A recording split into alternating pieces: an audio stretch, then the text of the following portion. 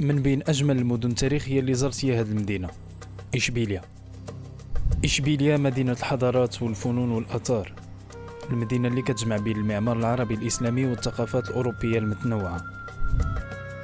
إشبيلية المدينة اللي كتواجد جنوب إسبانيا وهي عاصمة منطقة أندلسيا، المدينة اللي كيتقال عليها حتى التصوير الفوتوغرافي ما كيعطيهاش حقها.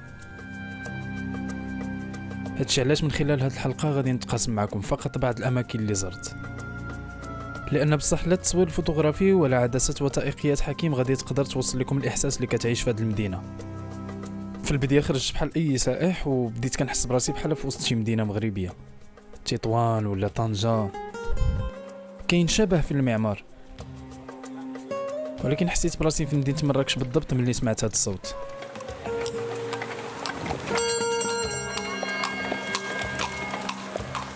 عربات إشبيلية، كواتشا مراكش.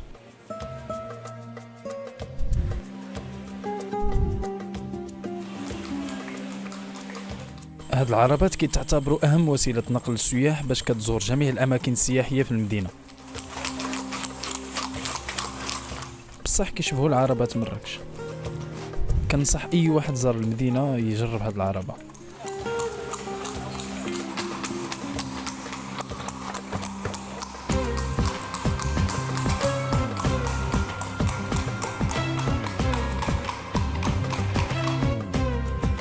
وانت كتدور في المدينة ما كتحتاجش المواصلات، فقط على رجليك يمكن لك تزور جميع الأماكن السياحية والتاريخية بالمدينة.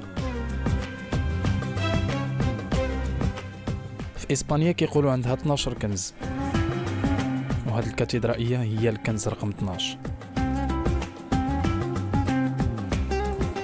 كاتدرائية إشبيلية. الكاتدرائية اللي كانت في الأصل مسجد.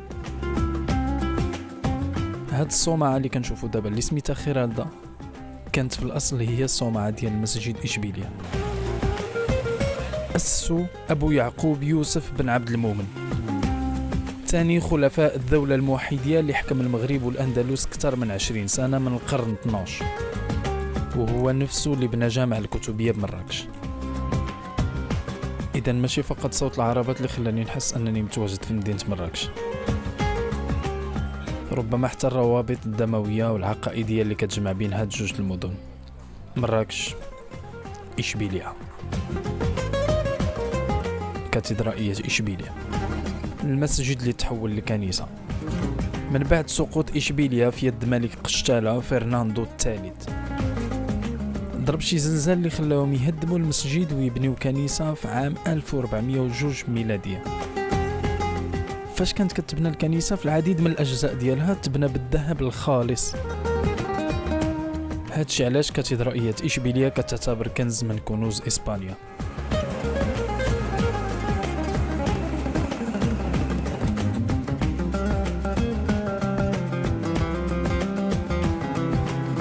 بقيت كنتمشى وسط هاد الأزقة الضيقة اللي كيرجع تاريخها للأحياء اليهودية القديمة،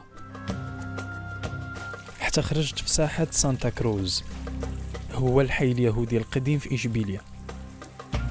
اليهود اللي كانوا استقروا بعد غزو الإسلام من المدينة، اللي حتى هما تم الطرد ديالهم سنة 1492 ميلادية من طرف الإسبان.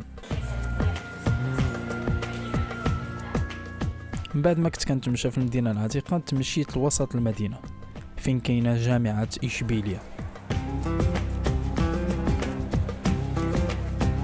هي جامعة حكومية اللي تأسست في 1505 ميلادية. غير من البوابة ديالها كتحس أنك في شي قصر ولا شي قلعة.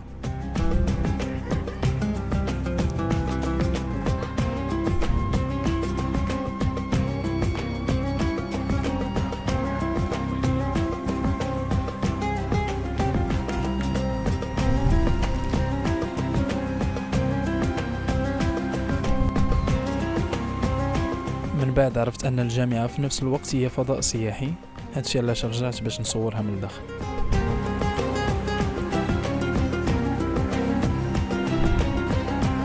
شحال زوينة تدخل شي جامعة اللي كتصنف من أقدم الجامعات الأوروبية وكتلقى راسك سائح وسط الطلبة.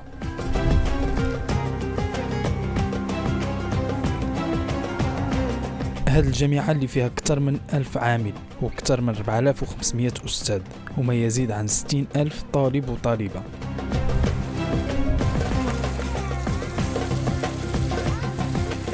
في اليوم الواحد كتقدر توصل 80,000 شخص اللي كيدخلوا الجامعة، من بينهم سياح إشبيلية.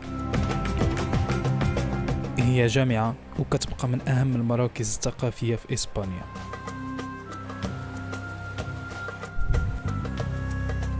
من بعد ما درت في الجامعة سمعت على واحد البرج كاين في المدينة، البرج اللي كاين حدا الواد الكبير، برج الذهب اللي كتفتخر به إشبيلية.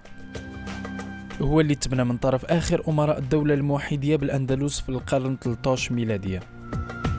هذا البرج اللي كتعتبر أعلى بناية في المدينة في ذاك الوقت.